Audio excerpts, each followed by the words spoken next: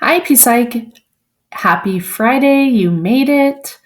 Uh, Good job making it through another week of distance learning and being cooped up in our houses. I hope this rain leaves us soon. I don't know about you all, but I feel so much better when at least it's sunny outside compared to raining all the time. So, our plan for the day, actually, little reminders first. If you have not already recorded your Flipgrid, um, for Friday. That is your daily retrieval today. And I just like seeing your faces and hearing from you. Please make sure you do that. The link is on Classroom for you, or it will be by the time you listen to this. So make sure you do that. Two, hopefully you've taken a look at Exemplar by now. I think it's pretty self-explanatory, but feel free to reach out, watch the video again of explaining how it works. I really do think it will be a great tool, especially knowing that our whole test now is FRQ based. So getting that practice of understanding and then creating your own examples, I think will be really helpful for you. So make sure you're doing that. And then finally, hopefully by now you've also read about your project. I think it'll be fun. A lot of it is self-reflective for this one. So I'm looking forward to seeing what you all come up with. So our notes for today are a continuation of Module 55, talking about psychoanalytic theories. So this is all still very Freudian, looking into the past, looking at the unconscious. And today, really what we're going to be focusing on with these defense mechanisms is what happens when there is conflict between various parts of our personality, meaning conflict between id, ego, superego. And Freud would say we develop these defense mechanisms as really a way to protect us from ourselves. So just in general, again, these are protective mechanisms. And Freud would say that the purpose behind them is to reduce our anxiety by distorting our reality. Okay. So again, to reduce anxiety by distorting reality, basically to kind of trick ourselves into thinking something different. Okay. And Freud would say that that we employ these defense mechanisms when id and superego are in conflict. Remember a little review from yesterday. Id is that very childlike, little devil on our shoulders, not thinking about the consequences, very much operating in the past. Okay? Whereas superego is our conscious, it's the little angel on our shoulder. And as you might imagine, that little angel on your shoulder might be pulling you in a completely different direction than the little devil on your shoulder. Okay. The thing with these defense mechanisms is Freud would say they function indirectly and unconsciously. So it's not something that we walk around and go things like what you see in the meme here. Like, oh, I am now currently regressing. Okay. It's probably not that conscious train of thought. But nonetheless, whether we completely agree with Freud's theories or not, you might find that you have done a lot of these different techniques before. So let's go through them. So kind of the backbone of the defense mechanisms, the one that you hear about most often, it's actually something we've talked about before, and that's repression. And repression is this most basic defense mechanism where we basically take information, anxiety arousing thoughts, behaviors, emotions, and we shove it back into the part of our unconscious mind that we don't even have to acknowledge. Okay. So one example, if you had a child who was molested or assaulted in some way, they may repress that event, according to Freud, so that they have no memory of it. And maybe it's not until later that that memory surfaces. Okay. Let me give you a little asterisk about repression. Repression is one of the most controversial of the defense mechanisms. We've talked a lot in the cognition unit, little refresher here, about false memories. And we know that memory is extremely malleable. So we need to be, most modern psychologists are a little leery about this idea of repression, of how much or to what extent does it actually exist. So just be mindful here. Next are reaction formation and regression. So a little bit different. Okay, so reaction formation, let me start with that.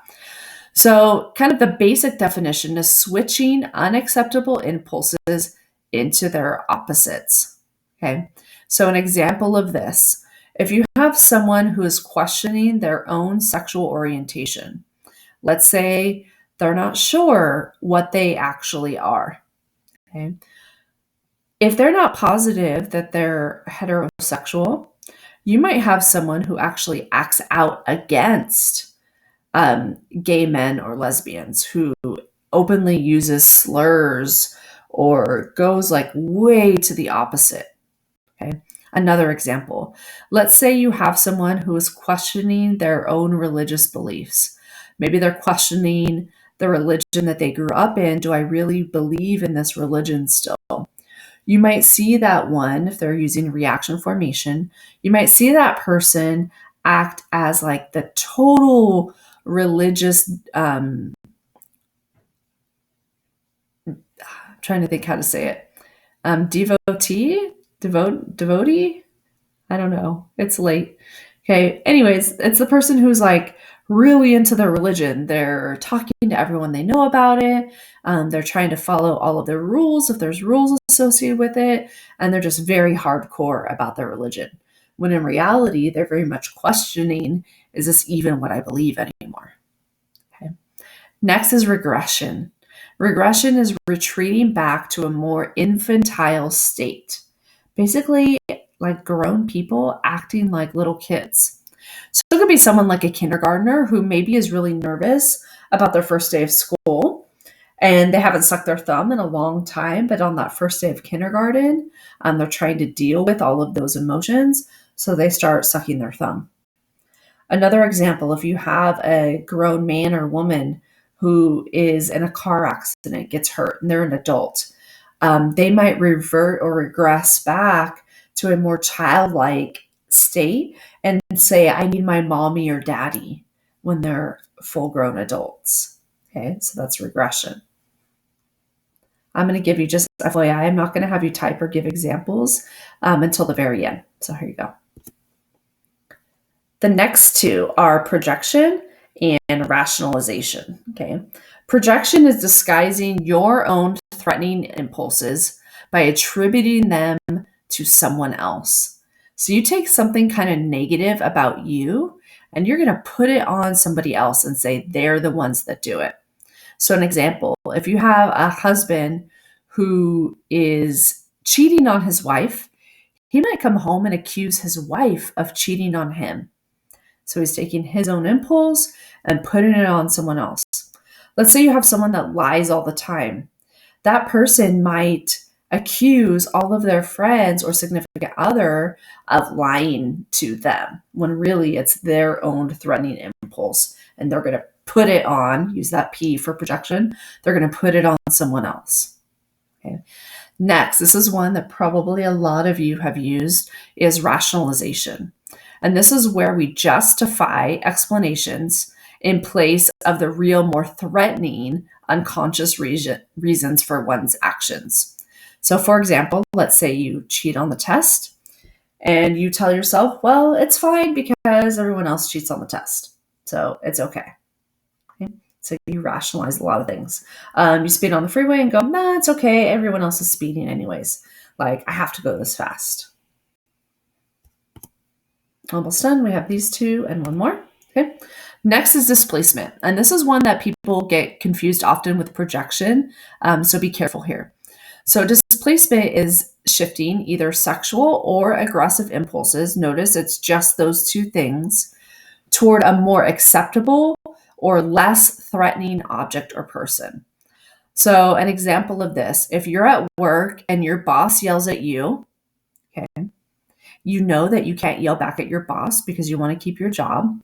So instead, you take that impulse, that aggressive impulse, out on somebody else, like your spouse, like little brother or sister. If you've ever had a bad day at school and you go home and you start picking fights with little brother or sister, with your parents, and they had nothing to do with the issue, but you're taking out that aggression on them. Next is sublimation. Sublimation is taking an unacceptable impulse and kind of turning it into something that's more socially valued.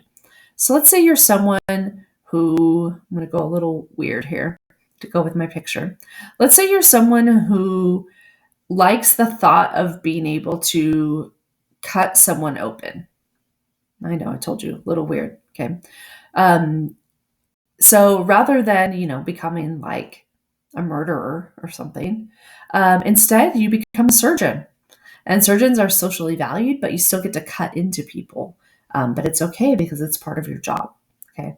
That's sublimation. And then finally is denial.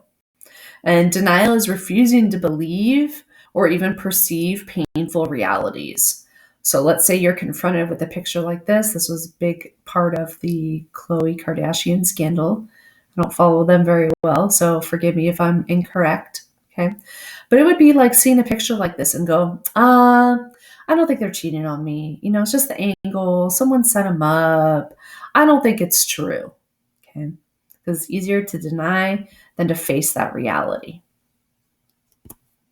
All right. So I'm going to play you a video. After each video, you are going to have a box to type where you're going to explain. So I'm telling you, it's rationalization.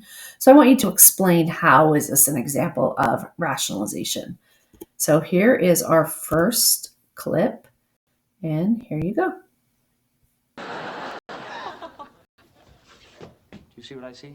It's still there. Mrs. Braverman must be out. She could be out of town. Maybe she'll be gone for months. By then, the cheesecake may have gone bad. We don't want her to come back to bad cheesecake. No, that could kill her. Well, we don't want that. No, so we're protecting her. Well, we should take it. Yeah, but we should move quick. Why? Because I think I just heard her moving around in there. Go, go, go, go, go, go, go. Okay, so I'm going to go ahead and have you write. Here you go. Okay, what you should have said is hopefully something along the lines of they basically lied to themselves. They said things like, well, she's probably not here. It's going to go bad anyways. So they justified it to themselves, hence rationalization. I have a couple more for you. So next is an example of displacement.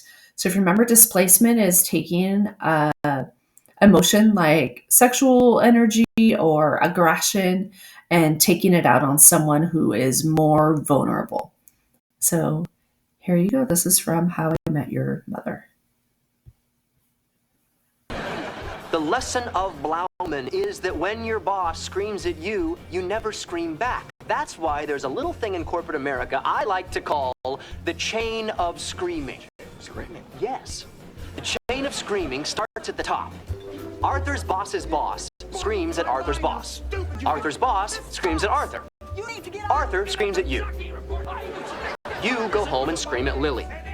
Lily screams at one of the kids in her kindergarten class. Then that kid screams at her dad, Arthur's boss's boss. And the whole thing starts all over again. Okay, so I don't know about the full circular piece, but hopefully you saw how this was an example of displacement. So I'm going to give you a moment to write about it now.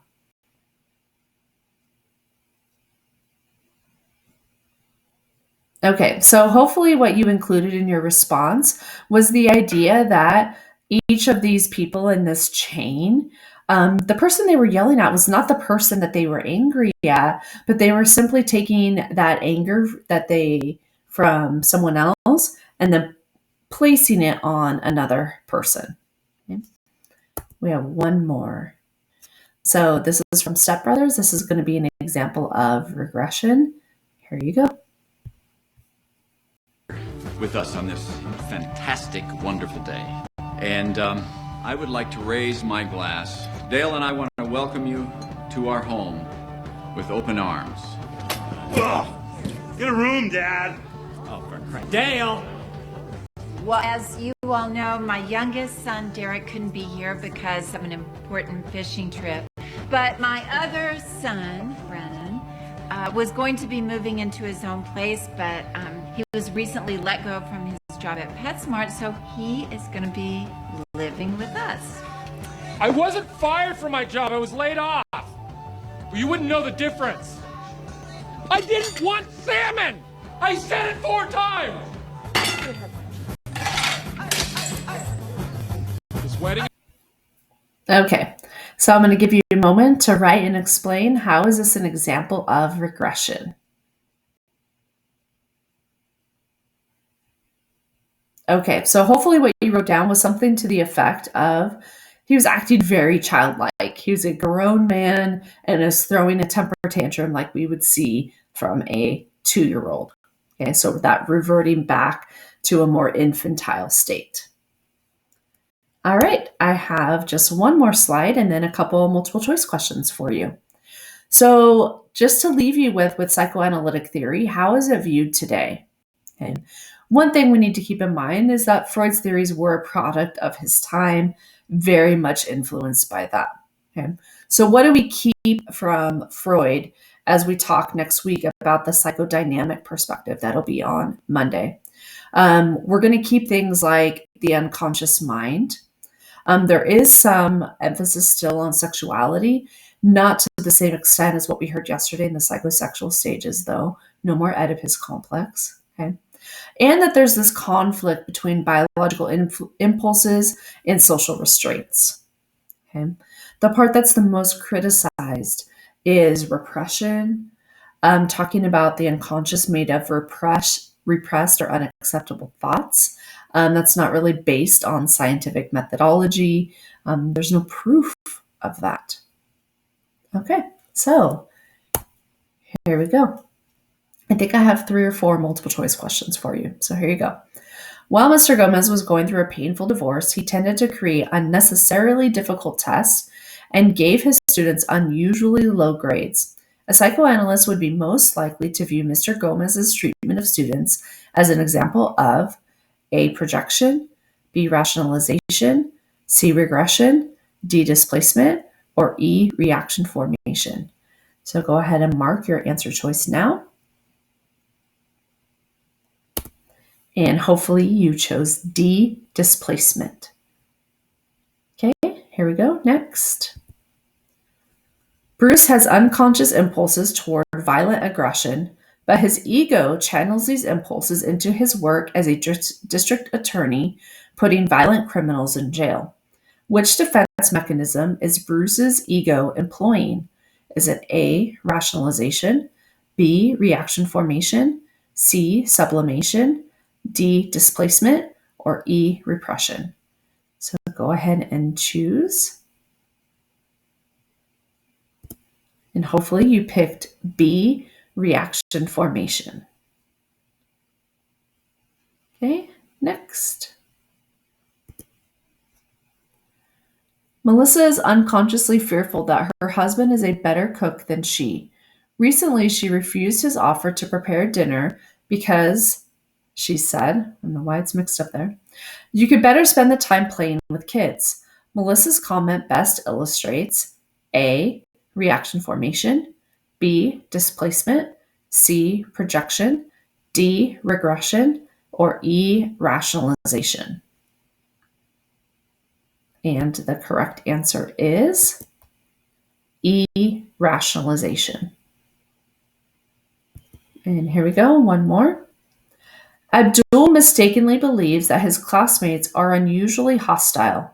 In fact, Abdul is the most quarrelsome and aggressive child in the school. According to psychoanalytic theory, Abdul's belief that his classmates are hostile is A, reaction formation, B, displacement, C, projection, D, regression, or E, rationalization. I'll go ahead and choose. And the correct answer is C, projection. Okay, so I'm going back to this after I went to the last one because as I was reading the answer as reaction formation, I was thinking to myself, that's not right. It's not reaction formation. This correct answer, and I know I didn't say it, even though it was marked for you, hopefully as correct. The correct answer for this should be C, sublimation. Okay, taking something that's not socially acceptable and turning it into something that is. So very much sublimation there. I apologize for not marking the right one for you. So here we go. Good to hear. And that's where we end. So don't forget, do your Flipgrid. You actually have 2 Flipgrids today, one for your check-in, the second. I would love for you to record me a little example of a defense mechanism.